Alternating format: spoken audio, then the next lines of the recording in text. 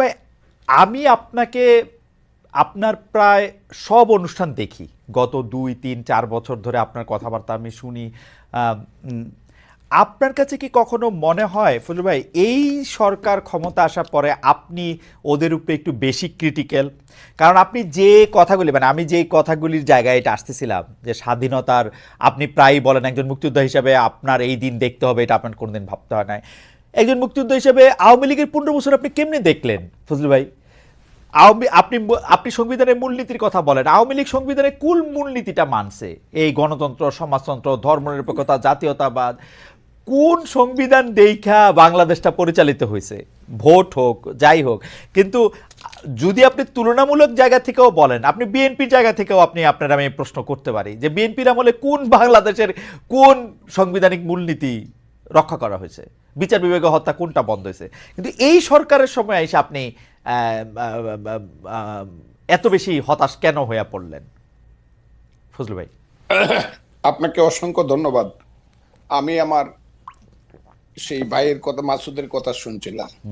জীবনে কোনোদিন হতাশ হই নাই। এই বাংলাটা আমার ব্যাপারে ব্যবহার করবেন না। আমি কোনো হতাশ মানুষ না। আমি আপনাকে অনুরোধ করব এই বাংলাটা কেউ যাতে আমার ব্যাপারে ব্যবহার না ওকে, করে। ওকে, পয়েন্ট। এক, 2 নম্বর হলো, আমি এই সরকারের বিরুদ্ধে ক্রিটিক্যাল। এই সরকার যারা আনছে, আমি এখনো চ্যালেঞ্জ করছি। এ গত 10 বছর, আমি 15 বছর আওয়ামী লীগ সরকারের বিরুদ্ধে আমি যা করছি, আমি যা বলছি, আমার নামে যে রাষ্ট্রদ্রোহ মামলা হয়েছে, আমাকে যে আমেরিকাতে নির্বাসনে রাখা হয়েছে, আমাকে যে জেলে রাখা হয়েছে, এই আমি 10 বছর বাড়িতে যাইতে পারি নাই, মা বাবার কবর জিয়ারত করতে পারি নাই হাসিনা সরকারের সমালোচনা করার কারণে। আমি যতবার হাসিনা সরকারকে ফেসিস্ট বলছি, ফেসিস্ট বা যে শব্দটা, এটাই আমি প্রথম এস্টাবলিশ করছি সবার আগে। আমি একটা কথা সবসময় বলি, what Bengal things today, rest of India things tomorrow. Gokhale নামে একজন মহান ব্যক্তি এই কথাটা বলেছিলেন। আমি একটা বলতে চাই, আমি ওই দিন জনসভায় বলছি যে আমি যা বলি তার অনেক দিন পরে অনেকে সেই কথাটা বলে। এই সরকার ক্ষমতায় আসার পিছনে, ক্ষমতায় বলবো না, দায়িত্ব পাওয়ার আসার পিছনে আমারও অনেক বেশি প্রচেষ্টা আছে, জীবন মৃত্যুর খেলা আছে। আমার ছেলেগুলা রাত্র 3টার সময় বাইরে হয়ে গেছে, খুঁজে পাইনি, 5 দিন বাসায় আসে নাই। এগুলো আমরাও মাঠেও ছিলাম, বক্তব্য ছিলাম। ফ্রান্স বিপ্লব যে হয়েছে, বিপ্লবের কয়জন নেতার নাম আপনি বলতে পারবেন? কিন্তু ভলটেয়ার, রুশু, যারা ফিলোসফিক্যালি মানুষকে উদ্বুদ্ধ করছে, তাদের নাম বলতে পারবেন। এই দেশে যারা হাসিনার বিরুদ্ধে আদর্শগতভাবে মানুষকে উদ্বুদ্ধ করছে, আমি আমি দাবি করি তার মধ্যে আমি শুধু একজন না, সবার মধ্যে আমি অন্যতম। আর বেশি বললাম না, বললে আবার নিজের ব্যাপারে বেশি ডুল পিটানো হয়। এক, আমি প্রত্যেকদিন বলতাম আমার ওয়াইফকে, যে কোনো সময় আমি মরতে পারি, তুমি বিধবা হইতে পারো, ছেলেরা এতিম হইতে পারে, ভয় পাইবা না। এইসব কথা আমি আপনাকে বলি। আওয়ামী লীগের বিরুদ্ধে আমি যে ফাইটটা, আওয়ামী লীগ মানে 15 বছর হাসিনার বিরুদ্ধে, 15 বছর না, 96 সন থেকে শেখ হাসিনার বিরুদ্ধে। আমার 3টা ইলেকশন শেখ হাসিনা লুট করে নিছে। আব্দুল হামিদ আমার সঙ্গে 2টা ইলেকশনে ফেল করছে, তারপর আমাকে ডিক্লেয়ার করে নাই। আমি স্বতন্ত্র ইলেকশনে 96 সনে আব্দুল হামিদের চেয়ে 5200 ভোট বেশি পাস করছিলাম। 96 এর ভোটটা গণলে এখনো প্রমাণিত হবে। কাজে আমি আওয়ামী লীগের প্রতি, আমি এখন বলতেছি যে আওয়ামী লীগের লিখতে 10 বছর সময় লাগবে। আপনি কি শুনছেন আমার এই বাক্যটা? কতদিন যাবত শুনছেন আপনি নিজে বলেন। আওয়ামী লীগের বলতে বলছি, আমি বলছি আওয়ামী লীগের হাইব্রিডরা। প্রথমত শেখ হাসিনা নিঃশর্ত শুধু ক্ষমা না, কি ক্ষমা চাইতে হবে যদি বাংলার মানুষ ক্ষমা না করে? আওয়ামী লীগের এই হাইব্রিড যারা কোনোদিন এই দেশে পলিটিক্স করতে পারবে না। এই কথাটা আমি বলছি, প্রতিদিন বলতেছি, এখনো বলছি। এখন আমি বলতেছি সরকারের বিরুদ্ধে আমি না, কিন্তু সরকারের কর্মকাণ্ডের বিরুদ্ধে। আমি ইউনূস সাহেব যেদিন হয়েছে, আমি ইউনূস সাহেব সম্পর্কে যা বলছি, মাসুদ কেন, আপনি কেন, বাংলাদেশের কেউ বলতে পারবেন আমি ইউনূস সাহেবকে কি বলছি? শোনেন না আমি কি বলছি? 100 বছরের মধ্যে এমন সুসন্তান বাংলায় জন্মগ্রহণ করে নাই। বাঙালি মুসলমানের মধ্যে তিনি সুসন্তান, যিনি নোবেল প্রাইজ দেন। এইগুলো আমি বলছি। উনি, আমি 8 তারিখে রাত্র 9:30 উনি যখন শপথ নেন বঙ্গভবনে, আমি সবচেয়ে জোরে হাততালি দিছি।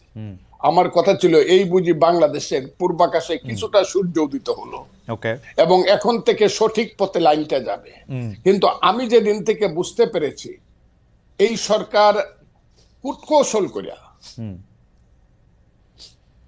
নন ইস্যুকে ইস্যু বানায়া ফালতু বাজে কথা বইলা শুধু ক্ষমতাকে প্রলম্বিত করতে চায় বিনা নির্বাচনে, সেদিন থেকে টুকটাক কথা বলা শুরু করছে।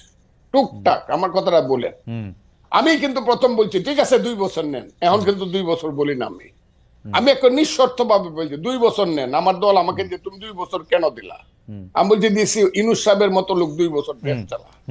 কিন্তু যখন আমি বুঝতে পারছি এই যে মাসুদ বসে আছে তারা আমাদের সন্তান, তারাই আগামী দিনে এই দেশে রাষ্ট্র চালাবে, আমি খুব দোয়া করব তারা যাতে যোগ্যতা সহকারে রাষ্ট্র চালায়।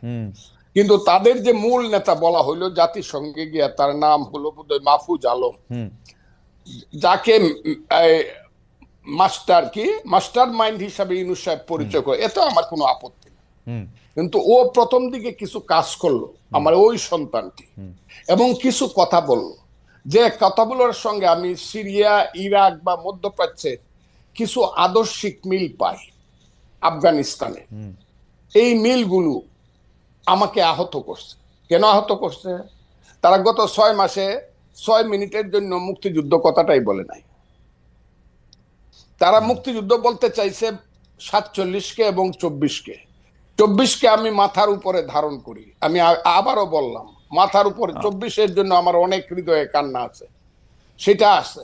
কিন্তু 47 আর 24-কে, 71-কে যারা বাদ দেয়, 71 হলো মুক্তিযুদ্ধ। এই মুক্তিযুদ্ধের পেট ছিঁড়েই বাংলাদেশের জন্ম। মুক্তিযুদ্ধ হলো বাংলাদেশের মা। কথাটা আমি বলি কিনা বলেন আপনি? না বলেন। মুক্তিযুদ্ধ না হইলে বাংলাদেশ হইতো না। যে মুক্তিযুদ্ধের পেট ছিঁড়ে বাংলাদেশ হলো, সেই বাংলাদেশের উপদেষ্টা হয়ে একজন তার মারে স্বীকার করতেছে না। মারে যে স্বীকার করতেছে না, সে তো সুসন্তান না।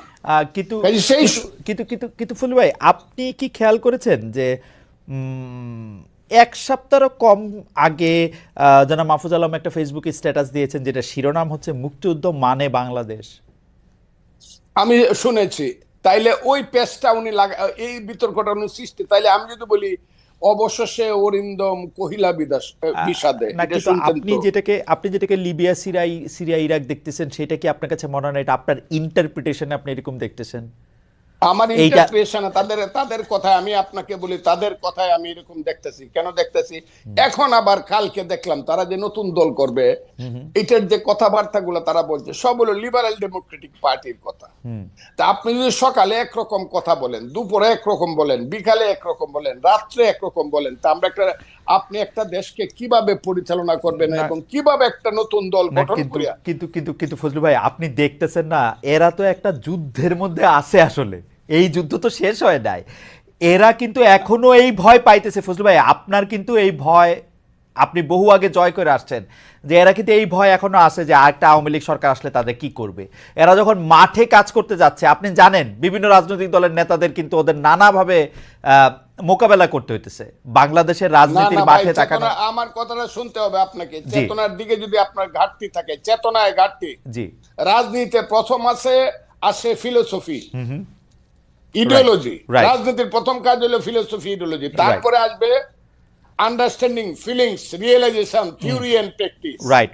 আপনি যদি ফিলোসফিতে বারবার ওই লেখেন যে 52 থেকে 24, 71টা বাদ দিয়ে যদি আপনি 21, ওই যে এটা কি বলে 21শে ফেব্রুয়ারি মাস করেন, আমার ভাইয়ের রক্তে রাঙ্গানো 21শে ফেব্রুয়ারি, আপনি 52 আর 24 করে ফেললেন, একবারে পোস্টার করে ফেললেন। 71টা আপনি বাদ দিয়ে দিলেন। 71টা আপনাকে কি কামড়াইছে নাকি? যদি আপনি 71-এ না থাকেন, আমি ওদের সাথে থাকবো না। আর ছেলেরা যদি 71-এর সাথে থাকে, মুক্তিযুদ্ধের সাথে থাকে, বাংলাদেশের সাথে থাকে, যে ইয়েস বাংলাদেশ ঠিক আছে, 71 ঠিক আছে, তাদের যে নেতা, বাংলাদেশের নেতা শেরে বাংলা একে ফজলুল হক, হুসেন শহীদ সোহরাওয়ার্দী, মৌলানা আব্দুল হামিদ খান ভাসানী, শেখ মুজিবুর রহমান, আতাউল গনি উসমানী, সামরিক নেতা, I do hereby declare the independence of Bangladesh on behalf of our great leader Bangabandhu Sheikh Mujibur Rahman, সেই মেজর জিয়া, সেই খালেদ মুশাররফ, সেই 11টা সেক্টর মুক্তিযুদ্ধকে যদি তারা মানে, আমি কোন ক্ষমতার দ্বারে তো আমি আপনি শুনছেন বুঝে আমি বলছি, আমাকে প্রধানমন্ত্রী দিল, আমি 10 দিনের সময় নিব যে আমার একটু চিন্তা করতে দেন নিব কিনা। মন্ত্রী তো জীবনে কোনোদিন নিব। আমার এইগুলোর প্রতি কোনো খায়েশ নাই।